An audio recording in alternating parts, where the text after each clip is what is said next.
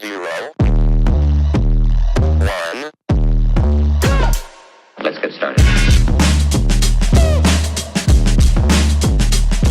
Hey everybody, welcome back to the Texas Narcos Podcast.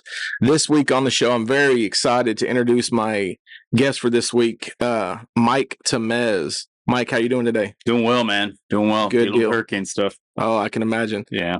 So before we get started, I'm going to introduce Mike and tell the listeners a little bit about him.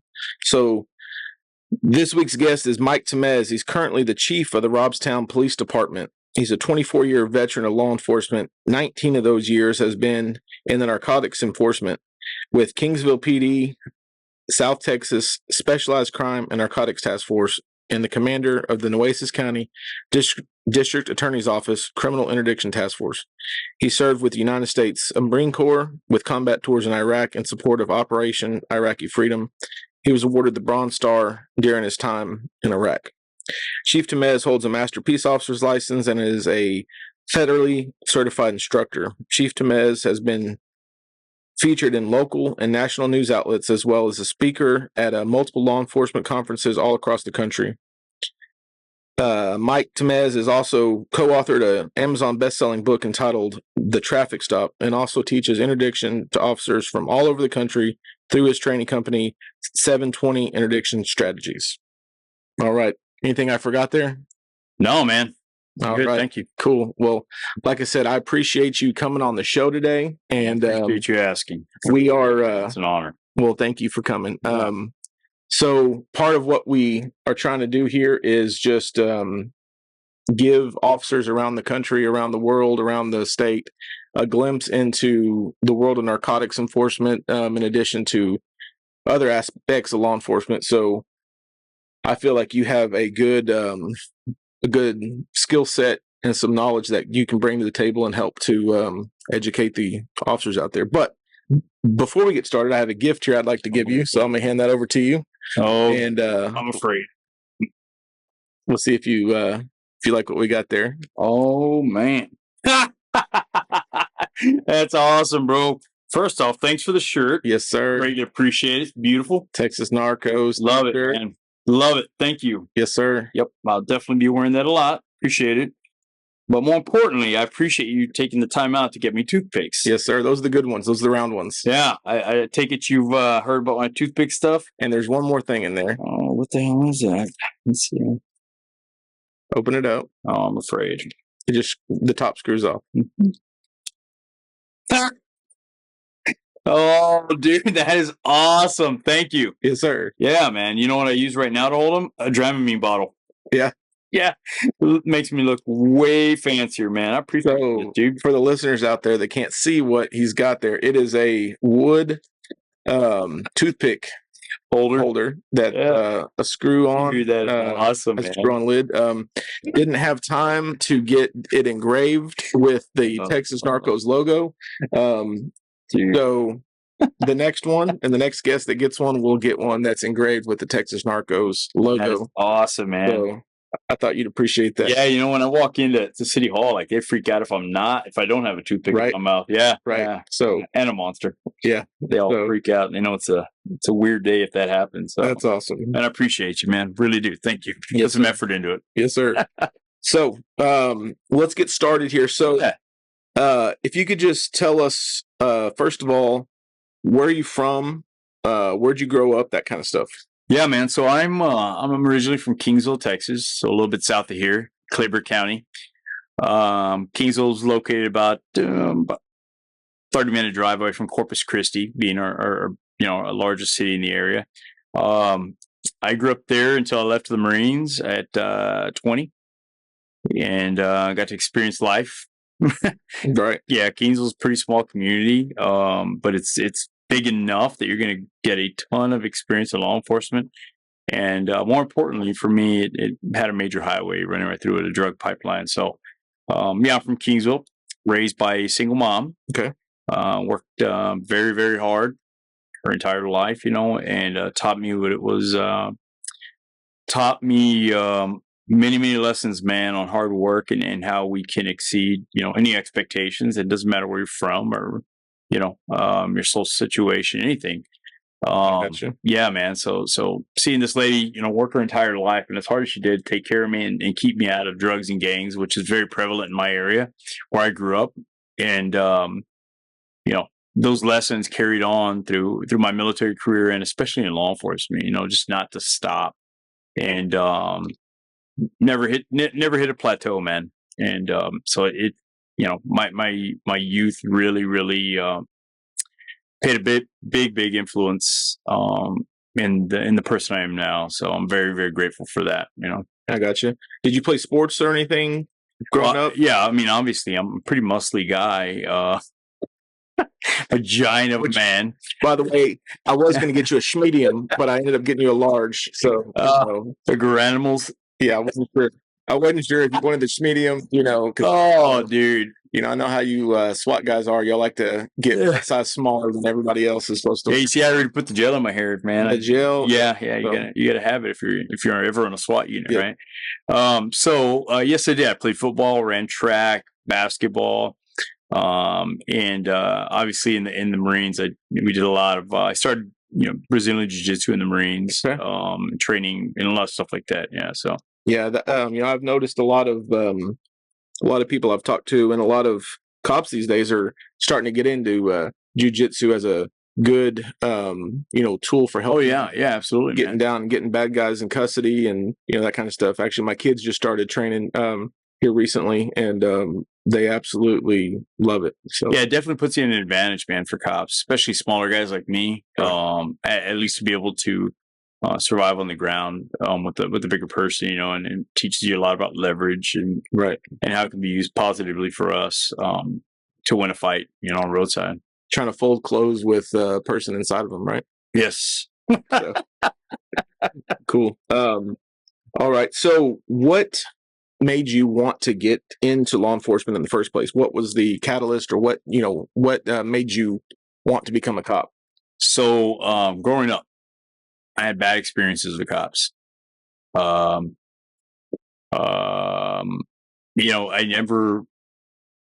never thought I would ever pursue a career in law enforcement ever. And just because of what I saw and the personal experiences I had, especially where I grew up, police officers were very aggressive, and especially with kids in my area. And now I know why, right? Years down the road, I finally see the value in that. Right. But left to the Marines, man, and I volunteered for the infantry.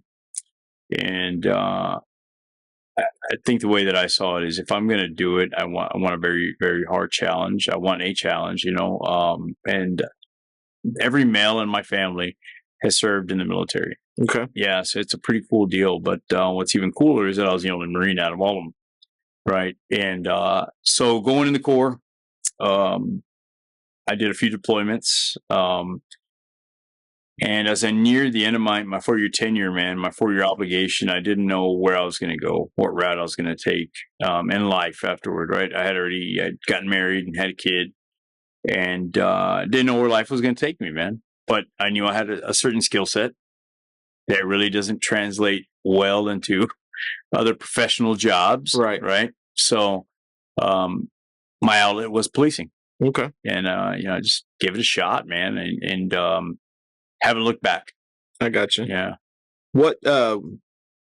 So, with that being said, what was your first agency, and can you talk a little bit about your early career as a cop? So, you're in the military, you get out of the military, and you transition into the law enforcement world. And where was that at? Where did you start? So, I started. I worked at my first 5 months in law enforcement. I worked at a jail in Claiborne County, Sheriff's Office. And this bleeds into why I even went into the interdiction world, right? I didn't know anything about interdiction, didn't know anything much about policing and whatnot. But at that time, the Claiborne County Sheriff's Office had a historically built program of deputies who were just solid interdiction officers. Right. And what amazed me, man, is these guys, these interdiction officers, the sheriff's officer, bringing in dudes where they're finding dope in differentials and cars and transmissions and engines. And just blew my mind, man. But I got more into like trying to understand what makes somebody that good to get to the point to even ask for consent to search, Right. and then for somebody to say yes to consent to search, Right. and then you have another skill set you have to build on, which is how to search a car properly. That just blew my mind, man. Every time I saw that, and I saw it quite frequently. Right. So when I went to the academy, the sheriff's office sponsored me to go to the academy. Okay. Graduated the academy, and I ended up leaving the sheriff's office and went to the Kingsville Police Department, so right next door. Okay. And I worked as a patrol officer there for 5 years. But here's the beauty of it, man, is I was already a police officer when 9/11 happened. The world changed Exactly. immediately. For us, it hit home with affecting the agency in the form of overtime grants, Stone Garden, Border Star, stuff like that. And the Right. focal point was to go after terrorists, right? Interdicting terrorists at that time. It was a year after 9/11. And so I took advantage of that, man. I would go out and ride with some of the local narcotics officers or interdiction guys who are absolute legends, man, in this community. I mean, I was so freaking blessed, man, because I was surrounded by giants in the world of interdiction.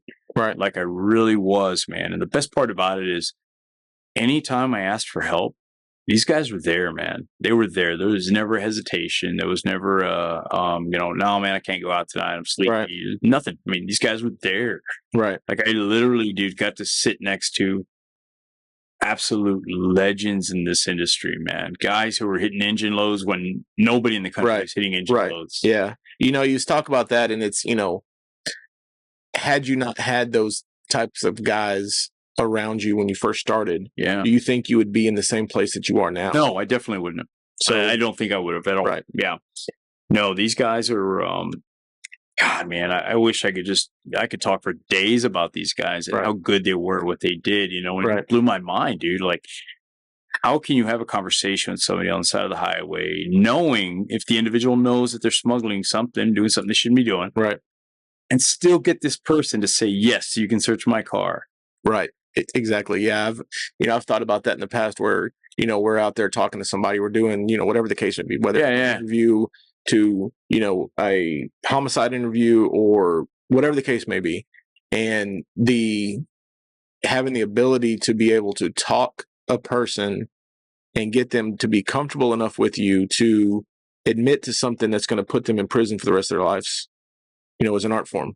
100%. Yeah. And, and that's just something that's always amazed me. And, it's been very interesting to me. A little thing I was kind of hitting on earlier about, having the guys around you when you first started.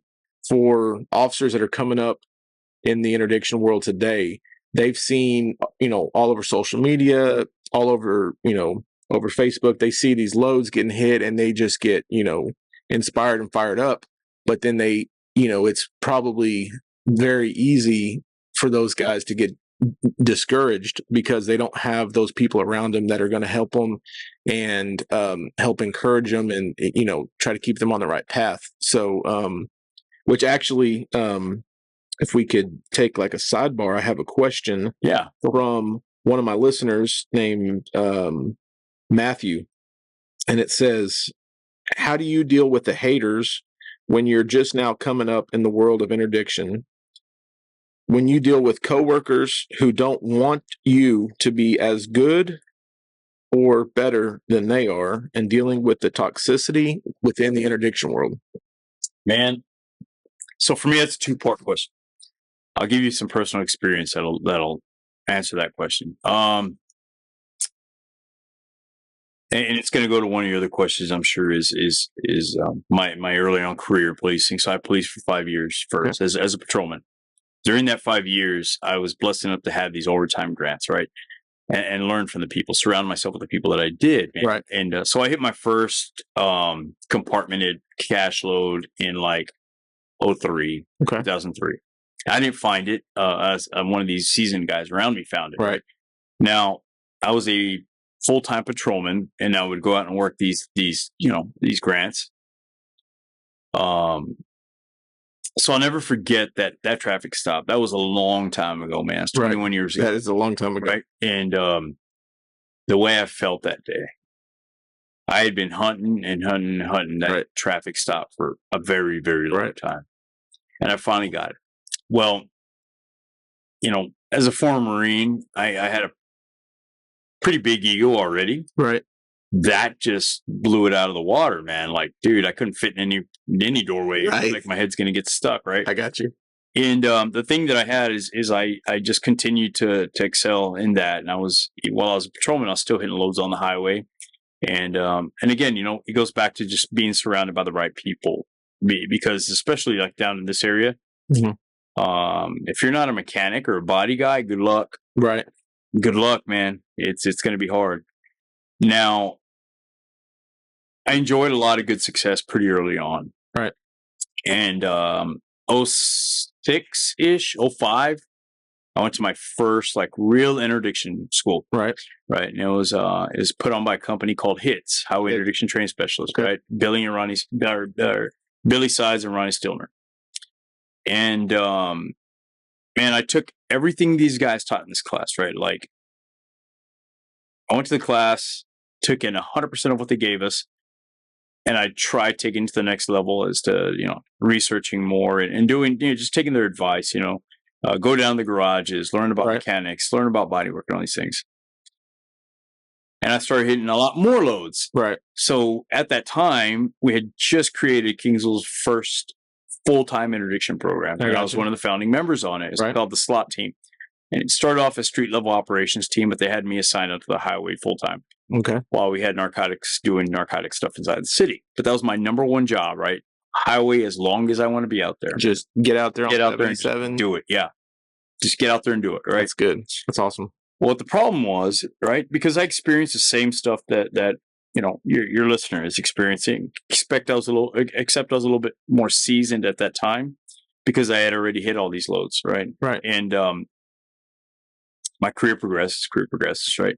And I noticed that a lot of the officers, man, would treat me just like that, like what Matt is asking about. I got that treatment from other patrolmen. Right.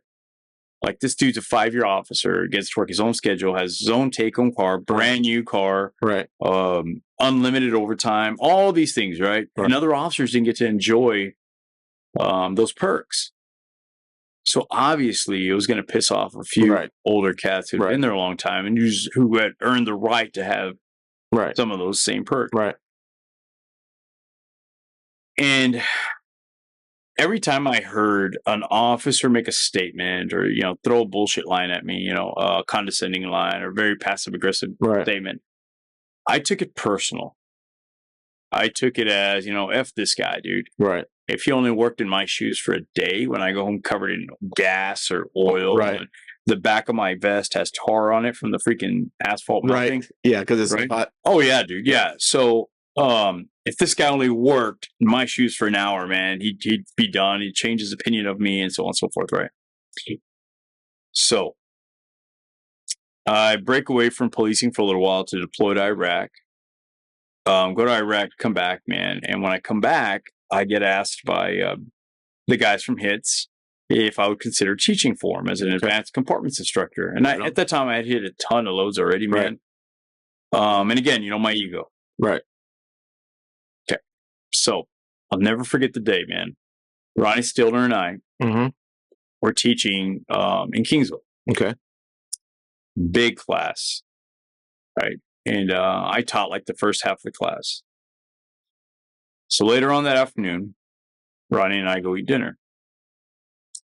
And Ronnie had the conversation with me that I wish somebody would have had with me well before Ronnie tells me this.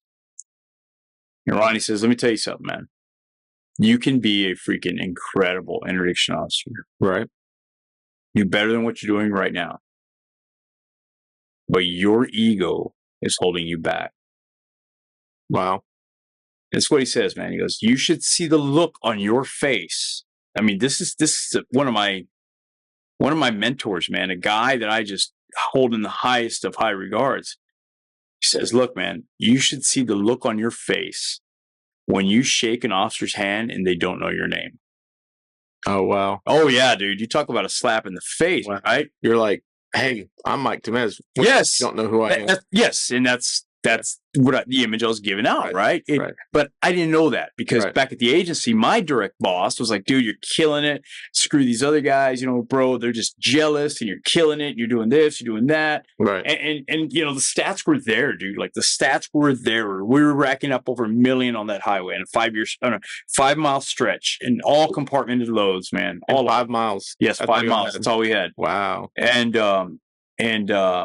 so we're doing good stuff, man. Right. And what we always looked at it as is our asset forfeiture fund, our Chapter 59 fund was, ginormous. You bro. can buy whatever you wanted to. Of course, and we did, right? Right. And so did the agency. And that's what we looked at it as, right? Like, instead of you guys bitching about me out there doing my job, right? How about you show some appreciation for me being out there because you guys are enjoying the perks? That's the way that I looked at it from Mike's point of view. Right. Until that day that I had the conversation with Ronnie. Wow. I went home. If you ever met my wife's about 5'2", real small, like cheerleader type build, right? Beautiful little blonde girl, man.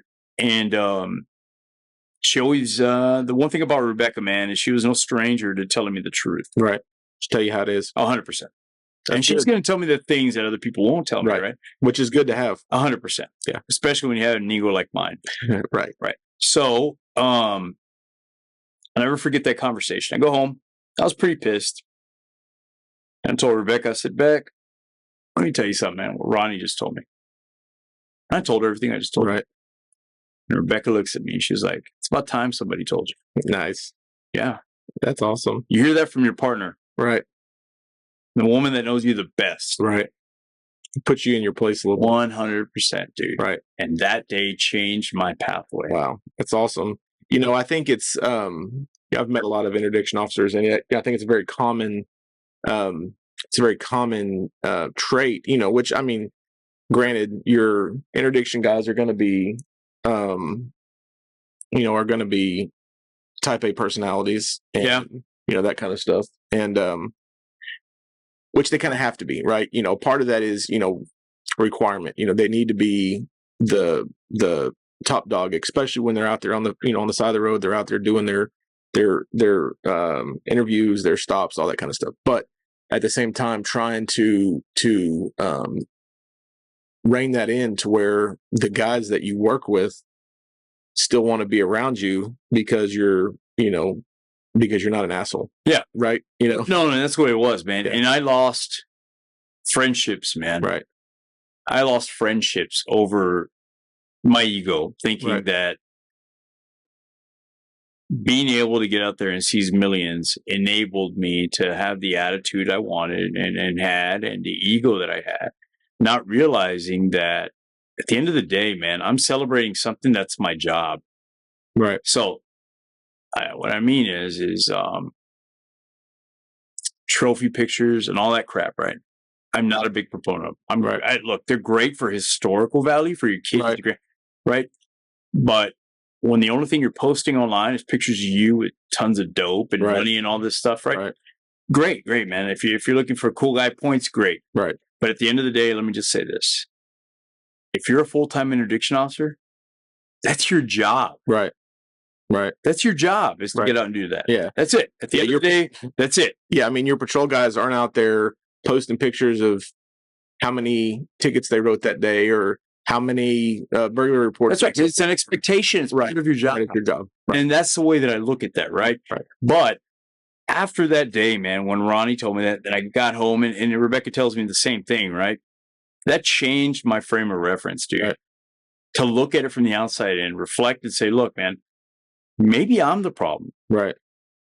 Right on. Maybe me being enabled to do this job and be successful, enjoy these perks is the problem. Right.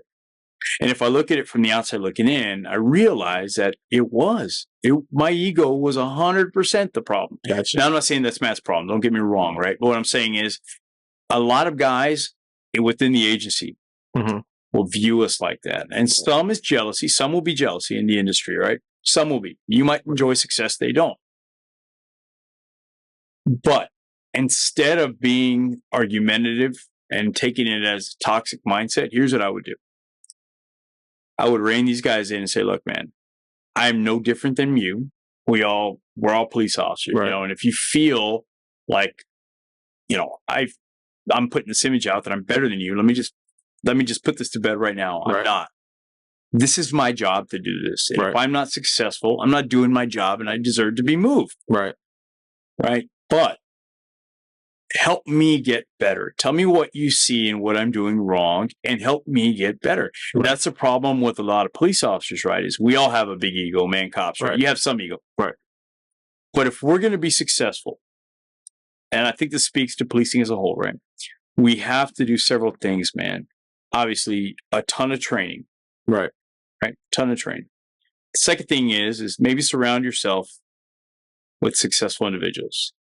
Right. If you want to be a millionaire, you hang out with millionaires. Right. If you want to be good at interdiction, you hang out with interdiction guys. Right. Same with SWAT guys, right? They have their own devoted conferences. Right. Same thing, man. But when you're around your peers, and I mean your peers because you're no better than these people, just because you're out on the highway getting dope and money, the first thing that should leave your mindset is that you're better than these guys. Right. And you deserve these perks. Right. Because you're the guy bringing in the money. You're the guy getting all specialized training and all that, right? But I am begging officers, man, subordinate your ego and subordinate yourself. That's good advice. It is, man. It is, right? Like, it truly, truly is. And when Ronnie told me that, that's exactly what I knew I had to do to be successful. Right. Take my game to another level. Right. Because the truth is this, I was surrounded by some incredibly gifted interdiction officers. Right. Legendary officers, man. And even some of those guys didn't want to be around me because of my ego. Right. And I saw that, dude. Right. But it's very difficult to tell somebody that you consider a friend, you got an ego, dude. Right. Tone your shit down. Right.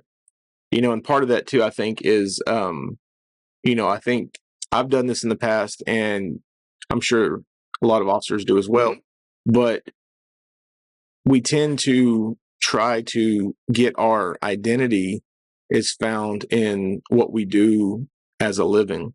Yep. Our job is our identity. 100%.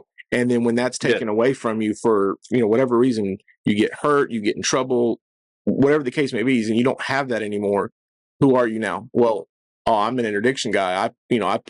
I stack bricks and, bundles on the table, and I buy Tahoes for the department. I do this, I do that. Well, you don't do that anymore because you got hurt, you broke your leg, you got shot, you got sick, you got, whatever. And, the thing is, when you step off the train at the end of your career, that train's going to keep going with or without you, and to try to be able to make sure that, one, you're a good person outside of your job, and that you have the ability to have relationships outside of your job that are still going to be there when your job's gone. Yeah. So 100%, dude. Your job. And that's the unfortunate thing with what we do, right? We dive so deep into this. And look, dude, I've fallen victim to this many, many times, right? Where we place the need to answer a phone call on vacation. Right. Because you feel like you just have to be there for these officers that need help on the side of the road. Right. And we tend to lose focus, man, on what's really important, right? And that's what's in front of us. Now, I can say that right now, but if you talk to my wife, she's going to say something opposite, right? Especially now that I'm a chief of police, I take my laptop with me anywhere we go, and I answer questions, But that's an expectation that we knew getting into this job, right? But, man, and there's a lot of guys like that, right? Like, now that I run an agency, I have officers within the agency that make comments about certain officers because they get to go because they're having success on the highway, or they're with the OCU program, whatever, right? Right. I really don't intervene in situations like that, man. But I will tell, so I'll give you an example. Right. 2 of our officers were down teaching on the border. Okay. Another OCU officer goes down there, to go sit in the class and just hang out for a little while, right? Learn a little bit. Right. Okay.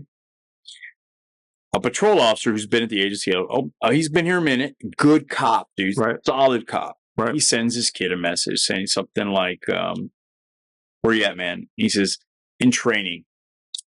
Well, he was just in training like a few days before that in class.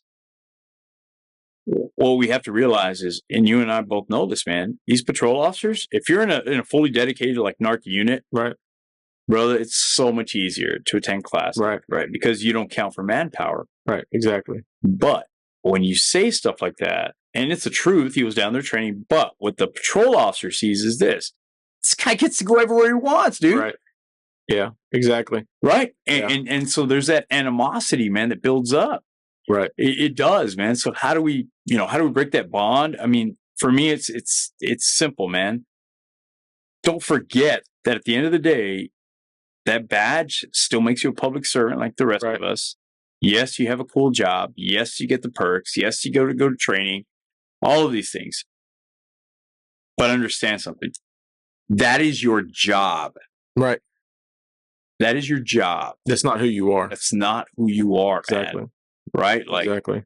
If you have to look at trophy pictures every day to validate who you are, man. Right. Brother, you're so far gone, man, that you lost track of the reason you're doing this job. Right. Right. I mean, and plain and simple, man. That's it. Like, yeah.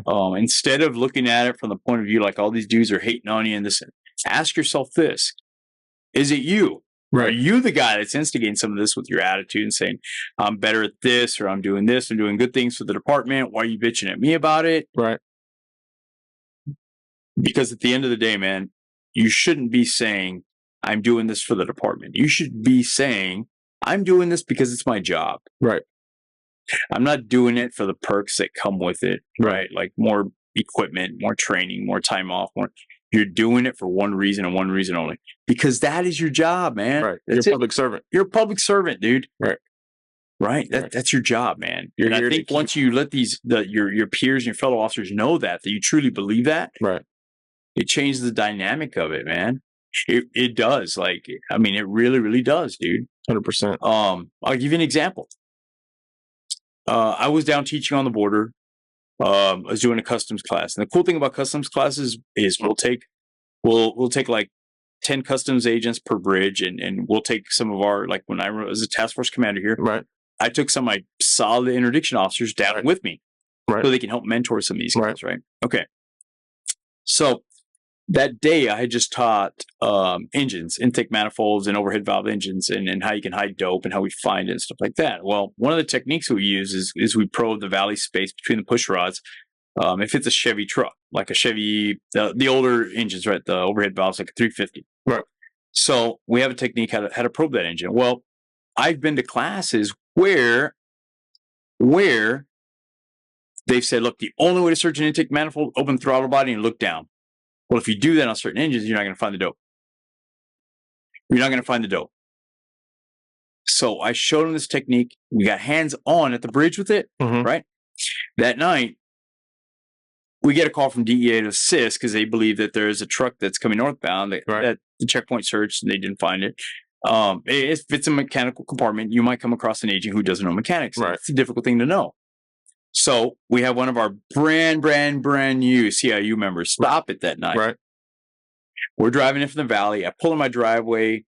Another CIU officer checks out with him, probes the engine, and within like 30 seconds, he's like, yeah, it's loaded. Right. Nice. So we take it to the garage, right? Long story short, we pull money out of the engine. Right.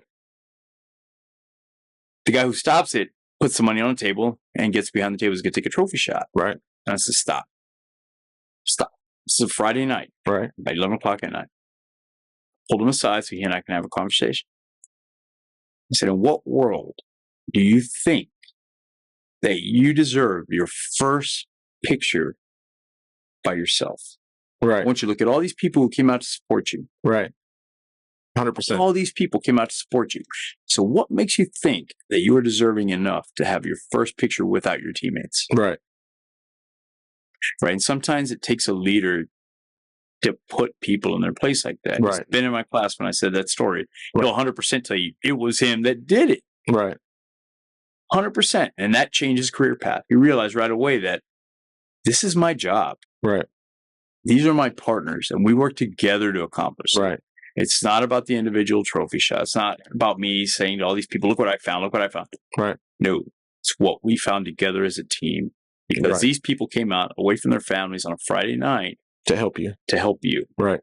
Yeah. Right. So, yeah. If you like what you heard, be sure to join us next week as we continue with part 2 with Mike Tamez. We'll see you down the road on Texas Narcos. Thank you for tuning into this episode of Texas Narcos Podcast. We hope you enjoyed it.